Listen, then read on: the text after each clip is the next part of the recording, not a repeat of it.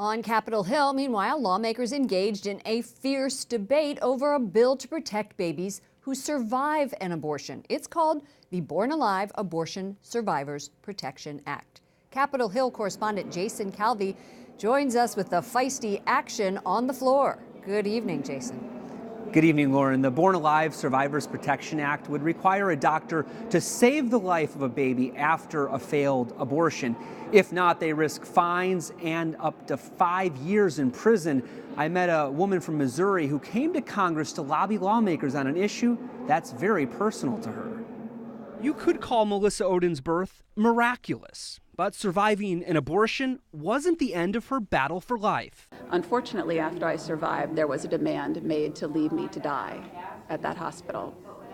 And I don't know how much that fight cost someone, but I can tell you that I now know that there was a nurse who was not willing to just leave me there to die and actually rushed me off to the NICU that day. 40 years later, she shares her survival story with lawmakers as the House debates a bill to ensure doctors treat babies who survive abortion and rush them to the hospital. I believe it is only fitting that we take action today here in the House of Representatives to defend the defenseless. Democrats say the law is unnecessary. Of course, infants born alive deserve health care. Of course, if a baby is born alive, everything must be done to protect that life. It has always been the law that healthcare providers cannot deliberately harm newborn infants. But the House passed the Born Alive Abortion Survivors Protection Act with a comfortable margin.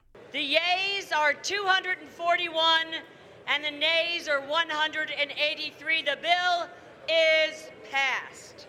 It's a victory for Ohden, who founded the Abortion Survivors Network. This is just basic human rights. Children who survive abortions, children like me, are human beings who, deserve that right to live.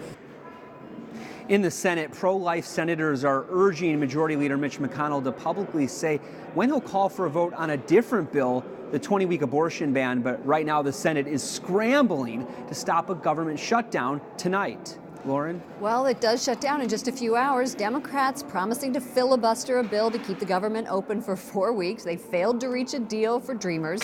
Those are those immigrants who were brought illegally to the country as children. Does it seem like a 5-day extension could be in the works? Well, the president delayed a weekend trip to Florida. He summoned the top Democrat, Chuck Schumer, to the White House in an attempt to reach a deal. Now, after that meeting, Schumer said they made some progress, but still have a good number of disagreements. It all hangs in the balance. But I know Senator John McCain on a previous issue said nothing leads indecisiveness in Congress, helps heal that indecisiveness better than a weekend looming. Right. What happens, though, if the government shuts down? Well, this would be the first government shutdown since 2013. You remember Tea Party Republicans led the charge at that time against Obamacare. Now, when the clock strikes midnight, many civilian government employees, many of them, will be barred from working. That's hundreds of thousands. But vital government services will continue, like food inspections, TSA screenings, and also the military. Capitol Hill correspondent Jason Calvi. Thank you, Jason.